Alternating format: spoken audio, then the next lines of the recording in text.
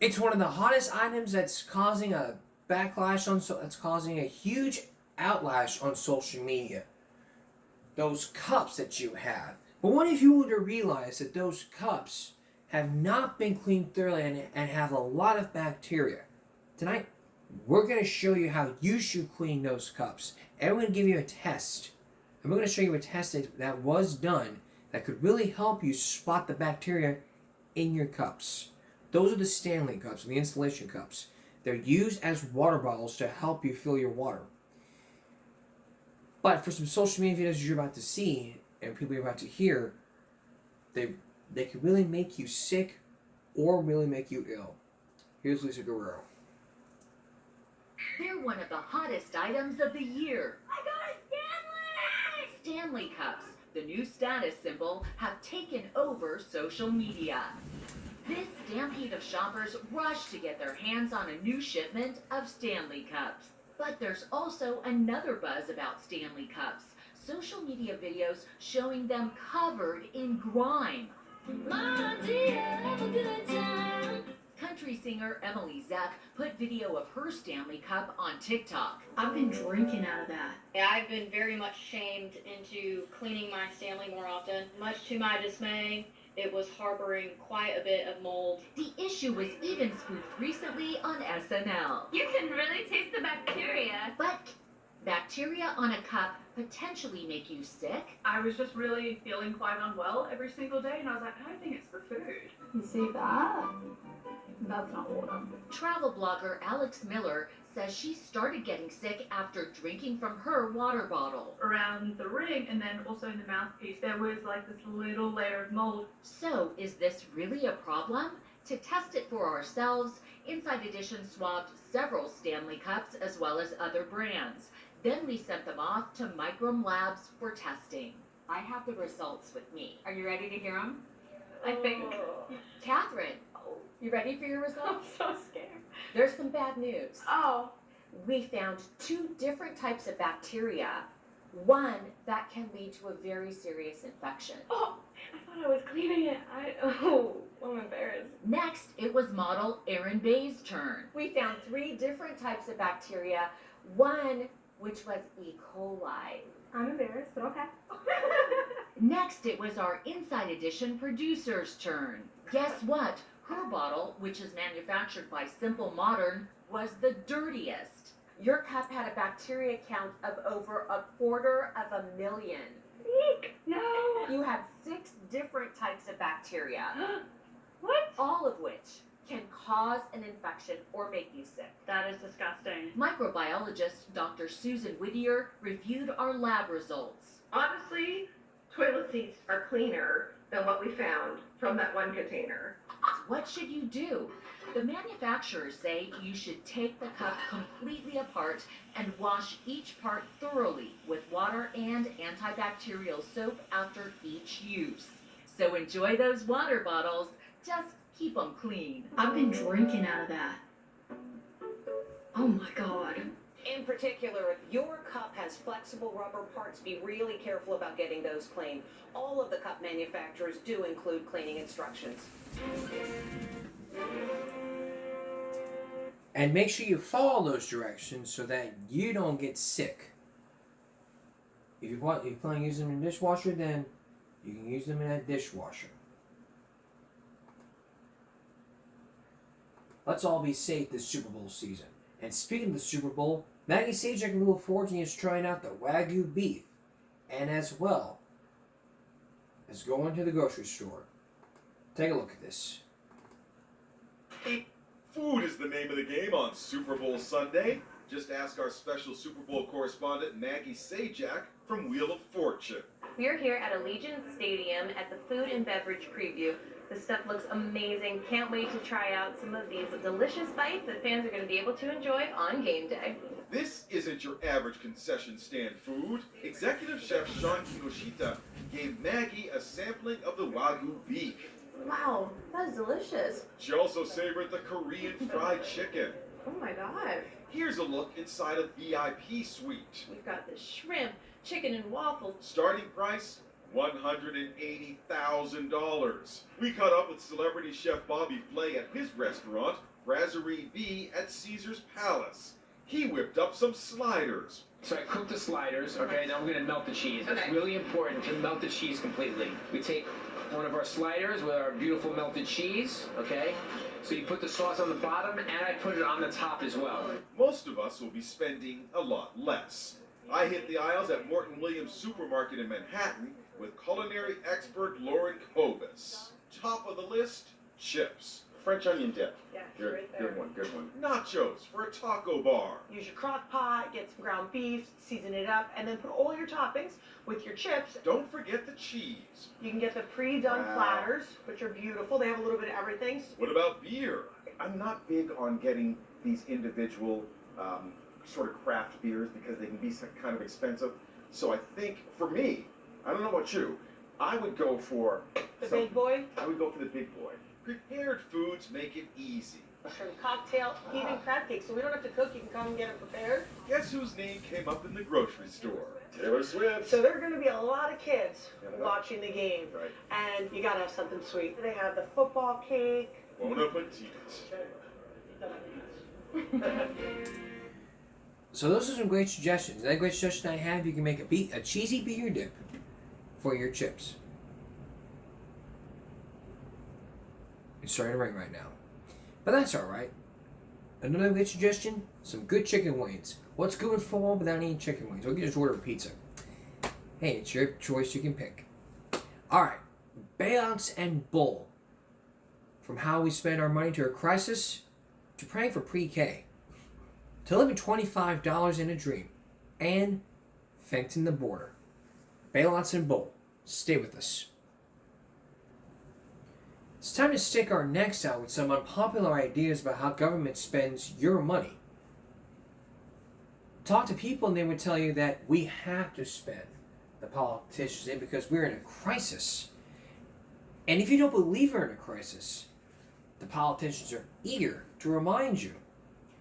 That's why this series is called Bailouts and Bull for a reason. Tonight, we're going to show you some unpopular ideas about how government spends your money. From crisis, to traffic, to pre-K, to you being arrested for something your state says is illegal. Here's John Stossel. The situation we face could not be more. The politicians are eager to remind you. The situation we face could not be more serious. We have an economic crisis, the worst since the Great Depression. The edge of catastrophic failure. It's frightening. Just turn on the television. Crisis, financial crisis, credit crisis, home mortgage crisis, Escalating crisis. Crisis intensified. Housing crisis. Housing crisis, economic crisis. unprecedented crisis, Crisis. Crisis. crisis. Okay, I get it. It's bad. The stock market's down and unemployment has passed 8%. But what should a country do about that? The political class says, we know. We need to act boldly, and we need to act aggressively and quickly. We need a stimulus fast, and we need it big. And so stimulus we've got, and bailouts and rescues, adding up to billions, trillions of your dollars. It's about $16,000 per worker. It's like government saying we have to take all this money from each of you and give it to cities so they'll build new roads, and here's some for hiking trails and art centers and banks, big banks, small banks, Fannie and Freddie, AIG, you need some too. Here, take it. This will stimulate the economy. This is a jolt to the economy. Stimulus. This is exciting. Some are so excited they can't get the numbers right. 500 million people will lose their jobs each month until we have an economic package. 500,000. What did I say, million? Yes, Oh, that would really be a Susan, thank you for correcting Yes. me. Yet 4 days later, here she goes again. 500 million Americans lose their jobs. But if politicians are confused, don't worry, they say. All the economists are on our side. We have a consensus. Every economist from right to left. There's no disagreement. But is that true? How many of you believe that if there were no stimulus, we'd recover sooner? These economists are among more than 300, including 3 Nobel Prize winners, who signed this petition saying, we do not believe that more government spending will help. It's just absurd. If you look at the price tag, it's enormous. The government should, instead of increasing spending, it should cut spending. Americans will live to rue the day that we have these policies in place. It may surprise you that so many oppose the bailout, since we've repeatedly heard. There's no disagreement that we need action. But there's lots of disagreement. How is it that government is going to be able to spend $1 in such a way that it generates $1 or more in value? When they spend $1, it gets used by many people. It creates more wealth. A more likely possibility is that $1 that government takes out of the private sector is $1 the private sector doesn't have to spend anymore. I wanted to ask the bailout's big boosters about the economist's doubts, but they wouldn't agree to an interview. How can I reach them to ask my questions? Questions like, too much debt got us into this mess. Why is more spending good? Don't these questions deserve answers? Where are you going to get all this money? Eventually, two members of the leadership did agree to talk. Majority Leader Steny Hoyer and the Finance Committee's Maxine Waters. We have to do this? Absolutely. We're in an economic crisis. Government can't sit and just twiddle its fingers. Inaction, everybody agreed, was not an option. And some Everybody? people, if I said every, I perhaps overstated the case. But more importantly, most of America, in polling data, said we needed to act. But that doesn't mean they're right. Well, no, it doesn't. But we're a democracy, and we're in the deepest recession we've seen since the Great Depression. Since the Great Depression. Could be worse than the Great Depression. Politicians keep saying that. Worst economy we've had since the Great Depression. But unemployment was 25% during the Depression. It's 8.1% now. 27 years ago, unemployment reached almost 11%. Yet few people even remember that. Markets go through corrections all the time. But this one is worse, I'm told. It's going to be like the Depression. But markets need to go through this correction. It's a reason this group opposes the bailouts. For a market to recover, they say, it must discover its true bottom. So don't bail out failing companies. Let them fail. No company is too big to fail. Some are too big to liquidate quickly. What's happening now, what's making it worse, is that people don't know what's going to happen. There's so much uncertainty generated by the government spending. So potential investors wait to see if their investment will be bailed out. The investors on the sidelines. A lot of investors are simply sitting on the sidelines right now. Of course they are. They don't know what these characters in Washington are going to do. So the more the government does, the more private investors wait? That's exactly right. The more the government does that's changing the rules and confusing the investment climate, and it's not clear which firms are going to be bailed out and which ones are going to get an extra check, they wait and see. Millions and millions and millions of people will be helped. The bubble was caused by too much debt. No doubt about it. So the answer is more debt? Most economists believe that's the case. Don't bubbles have to pop? It seems Sure. like you're blowing more air into the bubble. John. It doesn't have to find a floor so it can grow on its Well, own. sure, but that doesn't mean that you just have to wring your hands and say you're on your own if you watch the stock market. Yes, actually. And I've noticed that most every announcement of government action Our plan will help restart the flow of credit. makes investors run away. The Dow plunges as Wall Street slams today's bank announcement. And huge government spending can create inflation. When you print many more of these, each one becomes worth much less. In the 1920s, Germany had so much inflation, people burned money to stay warm. We will look like 1920s Germany, where you had to take a bushel basket full of money to the store in order to buy a loaf of bread. This represents a huge burden on future generations that we can't fix except by printing more money, and that's where we're headed. What's this going to be worth when you guys are printing billions more? It's not going to be worth as much as it was. So all this spending, is this going to work? I hope so. And I really hope so. And I really hope it doesn't. Coming up, do you pay taxes to put up with this? You don't believe me? We'll show you how government will spend your money to fix better roads when we come back. Stay with us. Were you stuck in traffic today? Don't worry, the government says billions of your tax dollars will be spent to build new roads and fix old ones. They'll say they'll do it officially, but I say that's bullshit. Here again, John Stossel. Some people call their commute driving into hell. Traffic is horrible. Joseph Wu of Atlanta told us he has the most miserable commute in America. Every morning. Every morning. Atlanta is America's second most congested city, says the Texas Transportation Institute. You plan your day around traffic. Because you never know if there's going to be traffic or not. You have to leave an hour and 15 minutes in advance. This is why I don't drink coffee. You know? If I drank coffee, my heart would probably explode. Comedian and game show host Drew Carey went on this radio station to search for the person with the most miserable commute in his town, Los Angeles, the most congested city in America. Traffic goes all the way back in each direction, blocks and blocks. There's no end in sight to it. And, like a lot of places in America, it's only going to get worse. We teamed up with Carey because he and Reason TV are doing TV programs online about big government bull. They're searching for new ways to get things done. Things like improving our daily commute.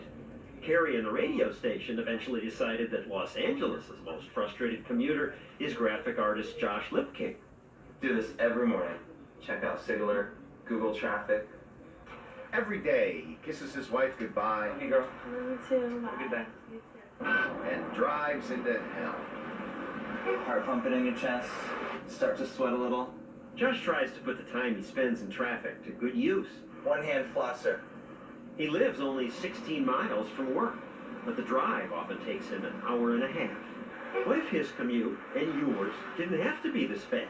What if someone wanted to add some lanes to this road, or build us an entirely new road? He would have as many potholes. It'd be done cheaper. Wouldn't that be a good thing? And it's happening. Private road builders are doing it. They built this double-decker underground highway in Paris. It will now take them 10 minutes for a journey that used to take 45 minutes. 350 cameras watch for traffic delays or accidents. Any incident is detected in less than 10 seconds. Once the camera detects a problem, they rush to tow the obstacle away, so traffic keeps moving. They do the same thing in California, too, at least on one highway. 1 lane block, I'll be around from Eastbound Toll Plaza.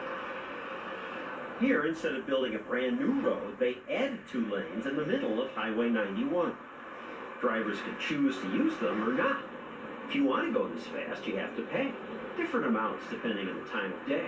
Sometimes about $50, sometimes $9. But by paying, you save time. Traffic moves. And for some people, time is money. Were these traffic speeding innovations created by government? No.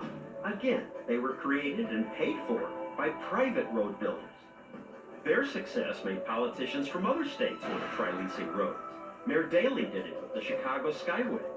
Indiana Governor Mitch Daniels leased the Indiana Toll Road to a private company. He got back billions for taxpayers. We received $4 million free and clear, no taxes, no debt left to our kids. Sounds like a good idea to me. Please improve my commute and let someone else pay to maintain this road. But most people can't even imagine the idea of leasing out one of their roads to a private company. I don't need to pay tolls so that a corporation can make a profit. When Florida considered leasing one of their roads, protesters complained, so politicians shelved the idea. There is no need for a public-private partnership. The governor of New Jersey gave up too, and a private highway idea is dying in Pennsylvania and dead in Texas. Now, billions in stimulus spending is supposed to fix up decrepit and overly congested roads, but why is Washington rushing in to do something that private companies do better and pay for the privilege? Privatizing existing taxpayer infrastructure is not a solution for anybody. Congressman Peter DeFazio is one of many who opposes leasing public roads to private companies. He says what Governor Daniels did is wrong. He made money for the taxpayer. What's No, he didn't. Money that the people of Indiana could have had in the future is going to go to a private company. What money? The toll road was losing money. If you couldn't make money running the toll road, how could this private company do it? Your first insurance that they're going to run a better road than the politicians did is if they don't, people won't drive on it and they'll lose a lot of money.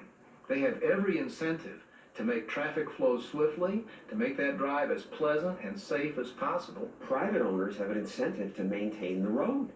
Government bureaucracies have let the highway system decay. No, if you have toll roads, a toll authority, if properly run, can meet all of those requirements. But do and they? still have what? I can't account for the crummy government in Indiana or Pennsylvania, but they could run them better. They could run them just as well as the private sector, because the private sector runs it well and makes a profit. Exactly my point, says Governor Daniels. Frankly, when government runs things, it's a monopoly, and it has no competition, and there's no upside to doing a lot better job. That's why we didn't have, until this new situation, electronic tolling. People were still stopping, chucking nickels and quarters into baskets. Politicians never run things well. And sometimes they're really bad at doing things. Government road building has created some of the biggest boondoggles of all time. The Big Dig in Boston took 10 years to complete and cost more than twice as much as it was supposed to. And the government contractor's work was so sloppy, part of it collapsed, killing a woman. So why do so many people instinctively just say, you can't sell the public highways? There are people, frankly, in Congress who can't abide the thought that you might be able to pay for something without going in there and kissing their ring for the money. You only think the government has to run the freeways because you never thought of the government not running the freeways. But aside from those few exceptions, private roads are mostly dead because protesters and some politicians don't like them. Get ready to stay in traffic hell. Though Drew Carey will have to. It's okay, but I'm a helicopter. I'm Drew Carey. I'm out of here. In a helicopter. And while he's riding a helicopter, we are going to take another break. Here's what's coming up. When 2020 returns, authorities told him he could sell marijuana to cancer patients. So why is he facing 100 years in jail? It's complete bull, but it's the bull that we live in. Next. Stay with us to learn more about bailouts and drug busts. If marijuana was legal, can you still be arrested for doing something your state says is legal, like marijuana? In here, you bet. Well, once again, here's John Stossel. A raid by armed federal agents. Federal agents seizing hundreds of pounds of marijuana. All of a sudden, I hear the banging at my front door, and they say, search warrant, open up, open the door, we're gonna tear it down. Authorities raided Charles Lynch's home. I opened the door, and about 10 to 15 agents with shields, bulletproof vests, guns, masks, they came barreling in like this, threw me on the ground there, and one of the agents had a gun to the back of my head. Federal authorities seized 30 pounds of marijuana. What tipped them off to Charlie's marijuana operation? Maybe the ribbon-cutting ceremony that he held. There was never anything underhanded or hidden about it at all. Janice Peters is the mayor of Charlie's town. Here she is at that ribbon-cutting ceremony. City councilmen were here too. So was the head of the Chamber of Commerce. He welcomed the police, the board of supervisors, anybody who wanted to come in any time. That's because medical marijuana is legal here and in 12 other states. Legal because many people say it treats my illness. Melissa Etheridge says that. About 5 years ago, she was diagnosed with breast cancer. Chemotherapy took her hair and made her sick. She says she was only able to sing here at the Grammys because she used marijuana to get through the side effects of chemo. It's so funny because I think marijuana has such a social stigma. Yeah, you're just another rock star trying to get big high. rock star trying to get high. But when it comes to the medicinal use of this herb, it is nothing about getting high. You're not getting high. You are trying to get to a place of normal. High school student Owen Beck used it too. I was playing soccer and it was really hurting one day when I was running. So I just kind of had to stop playing soccer and I went and got an MRI and it was just a medium-sized tumor. Doctors amputated part of his leg and gave him chemotherapy. That gave him nasty side effects. It destroys your appetite and then whatever you can eat, you throw up. Medicines that were supposed to help him didn't, says his mom. All those pills that we had, nothing was helping him. The pills Melissa Etheridge got from her doctor didn't work either. She points out that chemo meant to kill cancer also kills other things. It's like putting acid in your body. You lose your hair everywhere. You lose your strength. You have absolutely no strength. And those pills to treat the side effects have their own side effects. Take the one drug for pain. It makes you constipated. So then you have to take the drug that helps you not be constipated. But that drug, you get diarrhea, and so you have to take another drug. So her doctor, like Owens, recommended marijuana. I had a choice. All these drugs and all these side effects. Or I could take one remedy that takes care of all of the... And it did? And it did. Here in California, there are hundreds of these marijuana dispensaries. For people who don't want to smoke the drug, they put it in ice cream, chocolate, and drinks. And the state of California says if a doctor recommends that you use this, it's perfectly legal. These places have become an accepted part of California culture. Still, it's odd to smell marijuana in a well-lit store that takes credit cards. Smell that smell? It's the smell of freedom. But in Morro Bay, California, the local sheriff didn't like Lynch's dispensary. Is not in the best interest of a community. California may have legalized medical marijuana, says the sheriff, but we didn't legalize selling it. Charlie Lynch was making a profit off of selling marijuana. He was helping people. Well, you're making an assumption that he's helping people. He was primarily helping himself. Now, it's true that some dispensaries have sold marijuana to people who weren't sick.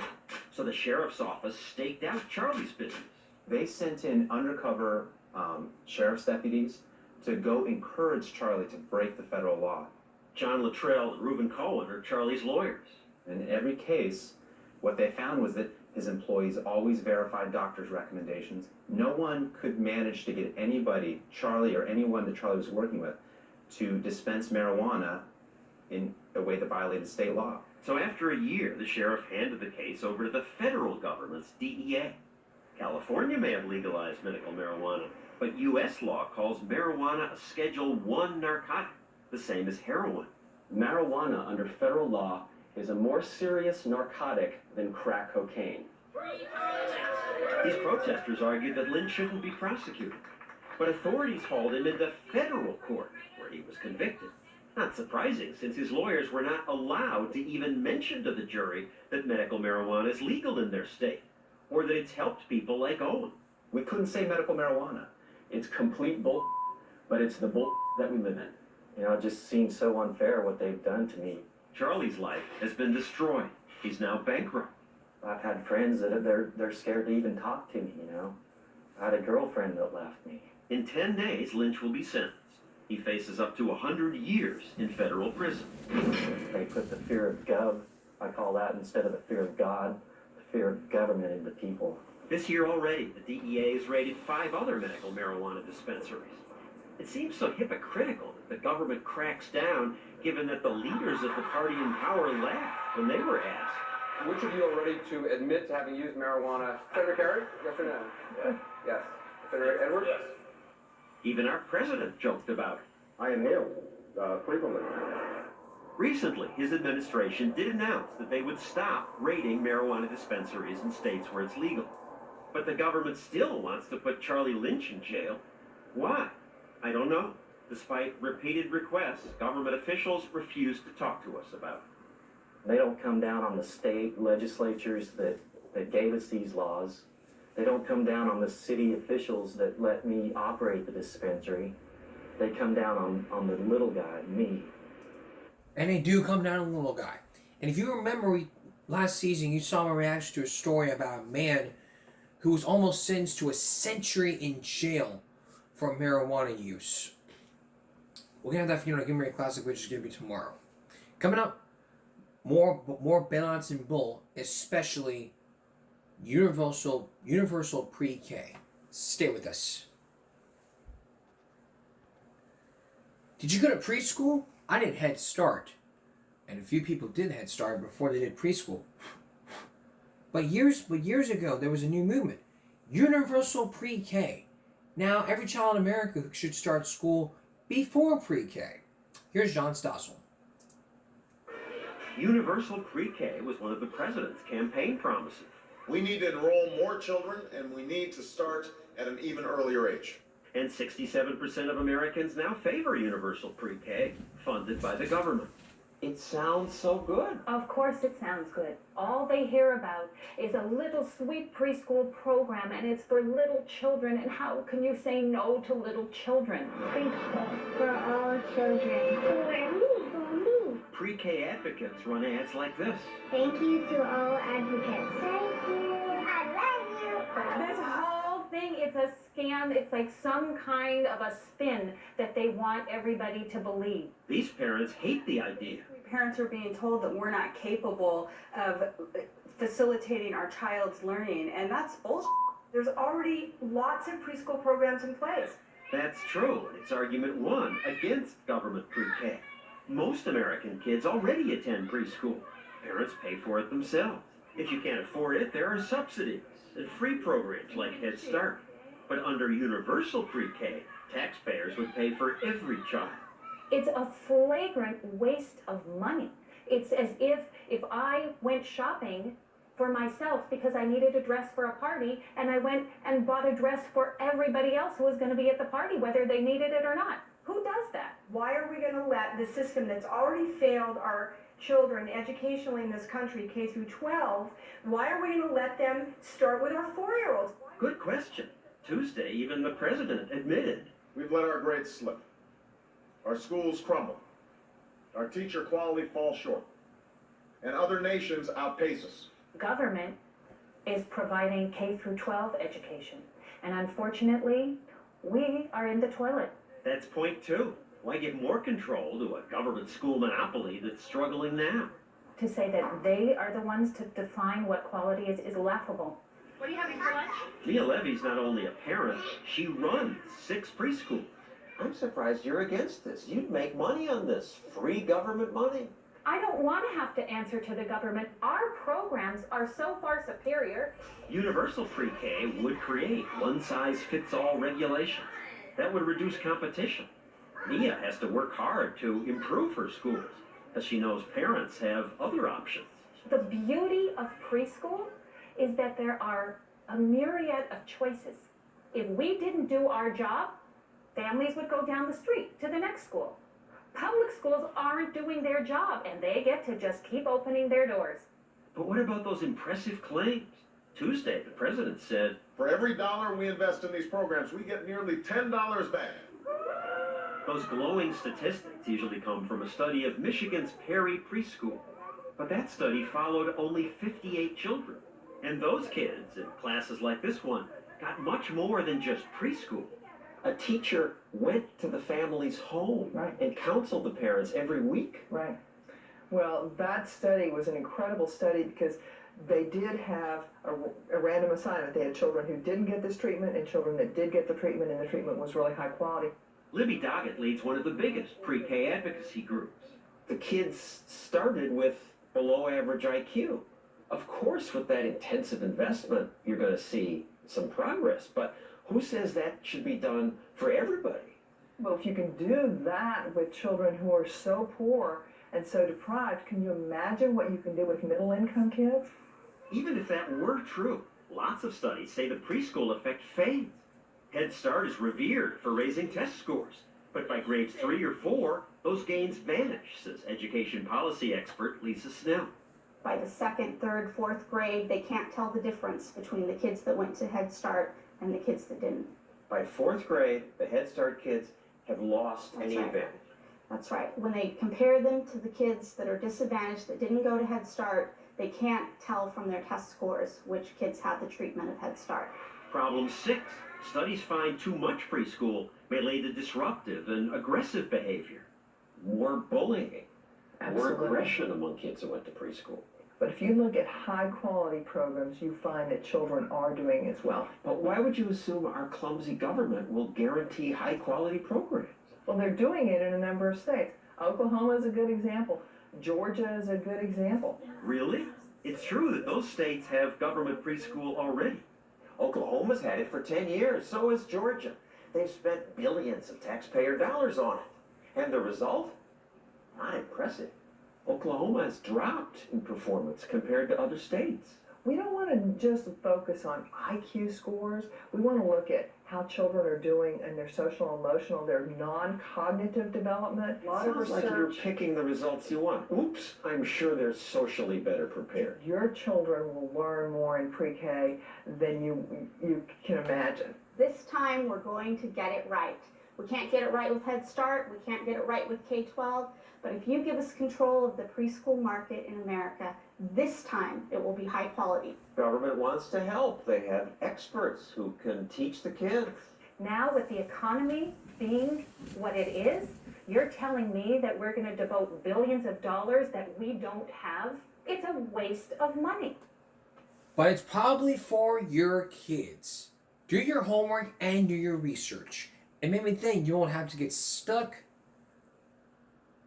with Border Patrol when we come back. Stay with us. When Donald Trump was president years ago, he had a plan to make America great by building a great big wall to keep all the Mexicans from coming over here. But when when Greg Abbott came into play, all the illegal immigrants came from California to the Texas border, came from the California border, which ran to Mexico and into Texas. But government says it has an answer. But is it bullshit? John Sussel explains. This man's in Mexico, just across the border from California. Hey, you stay there! Bailouts! The person yelling at him is Robert Crooks, a self-appointed border policeman. These borders have to be secured. We're at war. Crooks leads the Mountain Minutemen, a vigilante group that tries to keep illegals from entering America. Put troops with guns here. They got guns. They shoot at me all the time. The Border Patrol. We protect America. It's the Border Patrol's job to secure America's border. We're out there, guarding our borders, protecting the homeland. But the border's long. Border Patrol agents can't be everywhere. So recently, Congress decided the best way to protect America is to build a wall. It is imperative that we complete this fence. We need 700 miles along the border. Good fences make good neighbors. And so you are paying for this. A $2 billion barrier that later this year will extend 670 miles across our southern border. Presidential candidate and Congressman Duncan Hunter pushed for the fence his whole career. I built the border fence in San Diego. What do you mean you built the fence? I added money each year in the drug interdiction budget to build that fence. But the fence hasn't stopped the illegals. After all, the fence is hundreds of miles long, but the border is thousands of miles long. The smart smuggler ain't gonna go to where the high security is at. The smart smuggler's gonna take the to the weak spot. He took Reason TV to an unguarded tunnel. Where's Department of Homeland Security? Hello? Anybody here? You can just walk through the tunnel to Mexico. Oh, you're in Mexico now. You're in violation. Once they were on the Mexican side of the tunnel, he just turned around. Would you like to go for a walk to America? Hey, follow me. I will take you to America. It's just this simple. San Diego Border Patrol Chief Michael Fisher. Most of the border is not fenced. That's correct. Even here, they could swim right around this. They could walk around this fence. Oh, and they do. They will try to come up over the fence. They will try to come underneath the fence. They'll try to swim around. Even where there is fencing, people get around it. They bring ladders like this one we found lying right next to the fence. We found dozens of abandoned ladders near the fence. Or they cut holes in the fences. This one's been patched, but doesn't matter how high a fence is if you can cut holes in it. And they have holes every few feet here, one after the next. There is no evidence that the fence has reduced the number of illegals who cross. In San Diego alone, agents catch about 400 each day. They put most in a bus and return them to Mexico. Will that teach them a lesson? Convince them not to try again? Of course not. They keep trying because they want the better life that America offers. Better work, better opportunities, more money. They can catch me 1, 2, 3, 4, 5 times, 10 times. I'm gonna cross. A survey of thousands of migrants who were about to sneak into America found that 9 out of 10 were able to enter eventually. And even if we build an impenetrable fence, one that's a mile high, it would only solve part of the problem. Because lots of undocumented migrants don't sneak in. In fact, half the illegals who are now in America came here legally through checkpoints like this one in San Diego, where they flew here and overstayed a tourist visa or a student visa. A fence won't have any effect on them. The 9/11 terrorists came here on tourists and student visas. They flew to America legally. And yet, you continue to pay for more of this. I don't know how anybody can see that this stupid fence isn't a waste of money. Drew Carey, who hosts webcasts on Reason TV, which has the motto, free minds and free markets, thinks he knows why we're funding a wall. Contractors get money, politicians get to get up and say, I'm getting tough. Congressman Steve King wants the fence electrified. We do that with livestock all the time. We need to complete the border fence. Congressman Hunter retired this year. Now his seat's held by his son, Duncan Hunter Jr. He too says we must have a barrier on the southern border. They use actual barriers. That's But the it's basic. really expensive. They can put a ladder over it. They cut holes in it. Not if they're being watched. That's why But if they're being watched, then well, you don't need the fence. you got to have both. What is it worth to the American people to not have another 9/11? But wait a second. This wouldn't have stopped 9/11. No, it might stop the next 9/11 or something like it. Which brings me to ask, if it's good to wall off America, why wall off just part? What about the northern border? When we seal up the southern border, we might need more resources at the northern border. Last year, more illegal Middle Eastern nationals were caught crossing from Canada than from Mexico. And if we wall off Canada, we're still not covered. What about the miles of east and west coast beaches? Are we going to have machine guns on the beaches? Don't be silly, John. Nobody's ever suggested doing anything mean. I think the message is this, John. If you want to come into the United States, you got to knock on the front door. But America doesn't make it easy to knock. It's so hard to get a guest worker permit and all this stuff. There's so many red tape hoops you have to jump through. It's easier to sneak across the border. We have to change it so the easiest, simplest thing isn't to sneak over the border. It should be, if you want a job, you get your papers and come in here and work. And this was before Donald Trump. This was really before Donald Trump. I mean, try cutting holes, you can get electrocuted. Snip, snip. Wow. I tell you, ain't nothing funny about that. But what's not funny is living on $25 and a dream. You only meet one man who did that. He lived on $25 and a dream. John has this story when we come back. Stay with us. The middle class is suffering. There's more bullshit to talk about when it comes to spending your money. You'll meet a man right now who says he's going to live off $25 with the American dream. But people who think that say it can't be done. Take a look. As families are struggling. What's left of our middle class may be on the verge of collapse. It is definitely harder to be middle class today than it was a generation ago. Barbara Ehrenreich's been on television a lot since she published Nickel and Dime, her account of how it's almost impossible for an entry-level worker to make it in America. I worked as a waitress and an aide in a nursing home and a cleaning lady and a Walmart associate, and that didn't do it. These are hard jobs, John. If you do a good job, can't you move up? Well, John, that's not easy. Walmart capped the maximum you can ever make. But if you do a good job, you could be promoted to assistant manager, store manager. Well, I suppose over time that is a possibility. The new CEO of Walmart started out as an hourly worker. Now he's the boss. Well, there are always exceptions. I am the daughter of an exception. My father worked his way up and he became a corporate executive. But that was like a 1 in a million situation. Today, Ehrenreich's a hugely popular commencement speaker. Go out there and raise hell. Thank you. Her book is required reading in high schools and college classes. She's convinced lots of people that you cannot make it in America. Adam Shepard was assigned her book.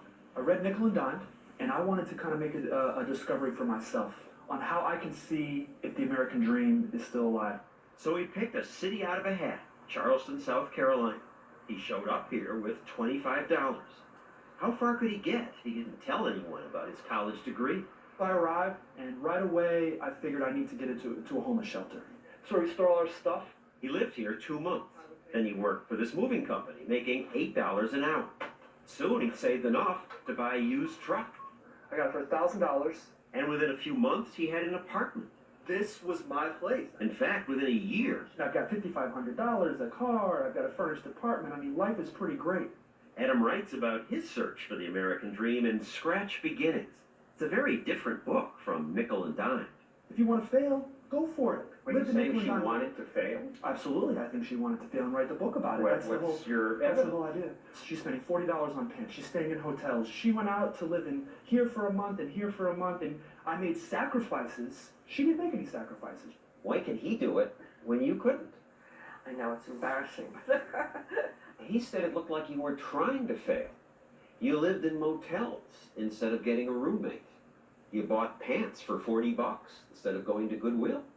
Oh, I think that is so unfair. No, the $40 pants, that was a big mistake, and that was one of the mistakes I made early on. The motels, that's not a rich person option. You could have succeeded if you gotten a roommate. In time, yes, I could have gotten roommates. I'm just saying, if I was deceptive, a you're woman saying you can't make it in America in these jobs. No, and you can't. I said, here's what my experience was. And lots of other people say life for the middle class is awful.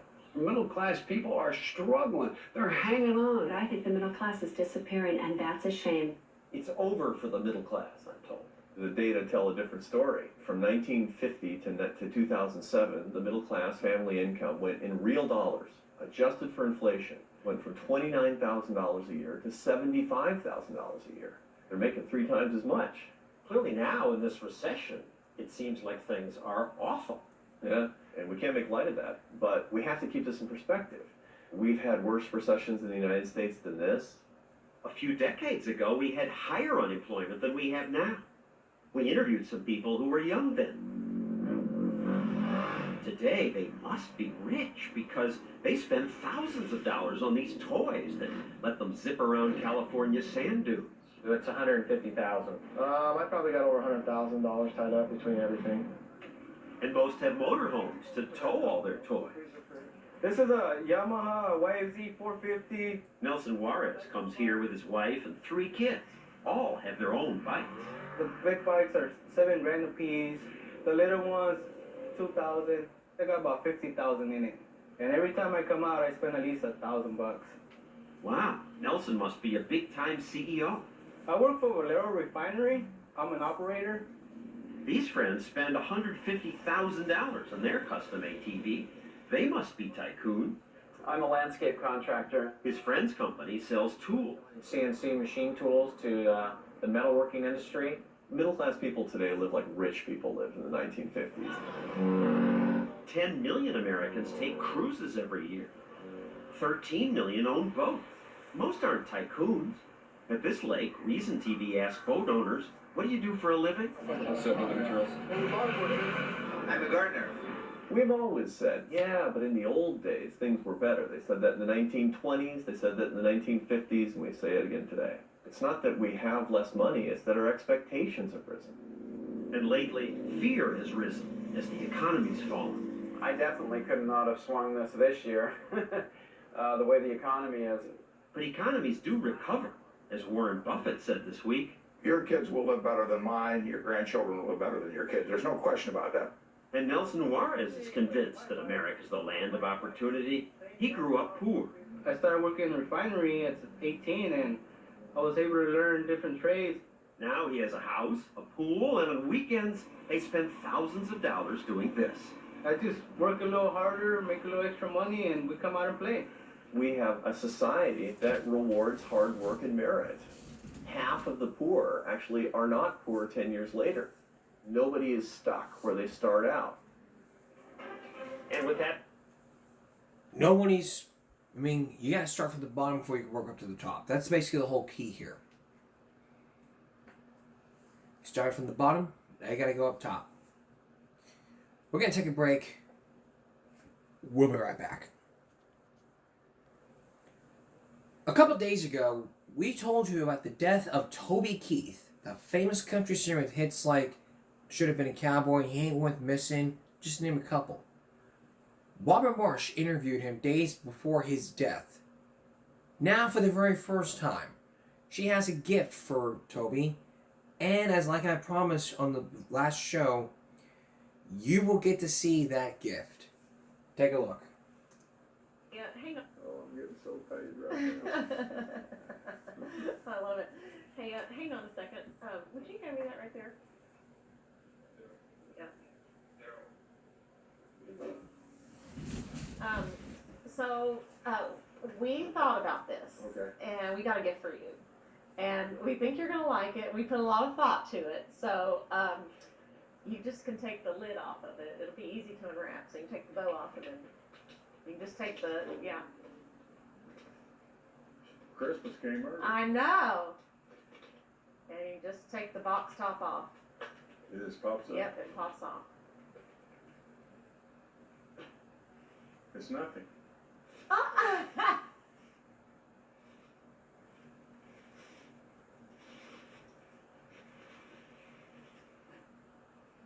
Oh, it's the script from the. It's got Fred Cortez's name up. That's awesome. Agreement between Griffin Television, Channel 9, and your client, Toby Keith. Does it say the pay in here? Yes. Oh, $6,000. Times 2. You make $12,000 $12,000. singing the News 9 song. Never get another 4 days. Look at the date. It's almost 30 years to the day of our interview here today. Isn't that crazy? Same November 3rd. Is that crazy? That's crazy. Yeah, you made. They paid you $6,000, and then they gave you another $6,000 for it. For re-airs? Yeah. Re-airing? Renew this agreement. Look, it says for additional $3,000, they scratched it out, put 6 down. And y'all had to sign it, right? Yeah. Yeah, you said you would do it for free. Do you remember that song? The words are on there too. It's that spirit, the Oklahoma spirit. There's the check. There it is. There's the check 30 years ago. Me and Channel 9 been banging it forever. Way back, right? Yeah. Before. Yeah, I this mean. was, you know what? I'm not sure whether they thought he's the next big star from Oklahoma, or they just thought we can get him for $6,000. Now my boss said they'll redo the contract if you'd like to redo another contract, but it probably costs more than $12,000. Yeah. Yeah, I've got so many hanger-oners now, they'd all have to get their pay. DBB Productions. Oh, that's really nice of you, Robin. Tell everybody thank you. Differential. It's got all this stuff, and this is great. This ought to be framed, and I'm going to frame this up. Oh my gosh, I love it. Does it bring back memories though? I mean, like, you walked in, you had a long mullet. Oh, yeah. And, you know, larger than life, and, you know. And still not comfortable in front of the camera. I was like, you know. But yeah, that was a big deal for a local boy too. You bet. You know, and 20 years later, I'm sitting on 60 Minutes across from Dan Rather getting grilled about courtesy, red, white, blue. I'm like, I'm ready for you. I did the Channel 9 jingle, buddy. Bring it on. I love it. I love it. Toby, we just are so grateful. Thank you. You're welcome. You're an inspiration, and I mean, it's so impressive everything that you've done, but just the man that you are and the man that you've become through a trial. I mean, you know, I've always heard that your test becomes your testimony. Mm-hmm. And this is part of your testimony, Yeah. what you're doing. Yeah, well, everybody has a plan for everybody, and if this is my plan, so be it. And if it isn't, but whatever, you know, if I could be a great spokesperson for him, I think. But you go through whatever you're supposed to go through, and through that relationship, you have to find the silver lining and count the blessings that are there. You know, I know so many people who didn't get the opportunity to even fight. And I'm sitting here today feeling good and knowing what I'm dealing with. I got my brain wrapped around it, and my faith lets my light shine, you know. The light at the end of the tunnel is the Almighty. It's not a train coming, so but you know what I mean? And it's you either get on the train or get in front of it, but get out of my way. Do you have a scripture that you've clung to? Is there one scripture that I always think of that, God has not given me a spirit of fear, but power, love, and a sound mind. And like sometimes I just got to call on a sound mind. I spend so much time when I'm talking about my faith to somebody in my world that might have difficulty understanding it, or you know, oh, you're talking invisible men in the sky. John 3:16 is so simple. You know, you don't go to church, you cuss, you do this, you drink wine, you know, it's like, it doesn't say if you do all of these things and you pay this much money and you go to this church this many times, and, you know, that you go to heaven. It says, believe it. Whosoever believeth would not perish, but have everlasting. That's all it says. That's what it says. It doesn't say, whoever believeth and does this laundry list over here. It says believe. That's the word that you gotta get through to everybody. And what's so hard about believing? What's hard is not believing. What's the result in that? What if I'm wrong and I believe and it really doesn't exist? Well, then I'll still ride the other train, right? And then once you believe and you start having a relationship and you start getting fulfilled, all of a sudden it turns around and you start to go, oh, I see. So, newest treatment I'm on, I go to Florida to get a new treatment. I come home the next morning and you get numbness in your feet from chemo. So I've been off chemo 2 or 3 weeks. My feet had been numb for months. And I was really worried about my feet. And I go get this new treatment. And I get up the next morning not thinking nothing about it. I fly back in here, get in bed, and my feet hit that cold floor. And I could feel my feet. And I could feel my sensors firing. I could feel the balls of my feet balancing me. I went, wow. And I have a book that has my daily scripture in it. So I look down. This is the day, it's dated. This is what I'm supposed to read. This, my morning scripture. And it says, now that you've chosen the path, the road less taken, trust in me in your direction, and my light will shine. That was my scripture for that day. Now, if I'd have went Tuesday and Wednesday, that scripture would have been that day. I wouldn't have said that.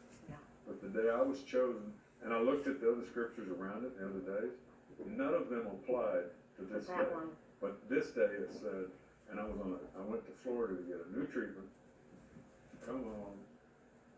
Overnight, I can feel my feet, and it made me go, wow, this is the best my feet have felt in over a year. Something happened in that treatment that. Amen. And I go, well. And amen. If you want to see the full interview with that, we'll have the annotation right above this video or the link in the description below, whatever you desire. Come up on tomorrow's Give Me a Break. A Give Me a Break classic all about a century in prison.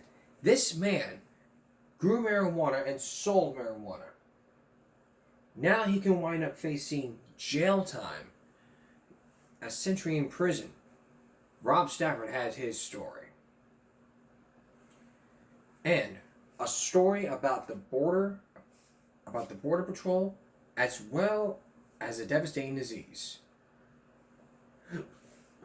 That's all for this edition of Give Me a Break Friday going to Saturday. We'll see you again for Give Me a Break Saturday night. Good night, everyone.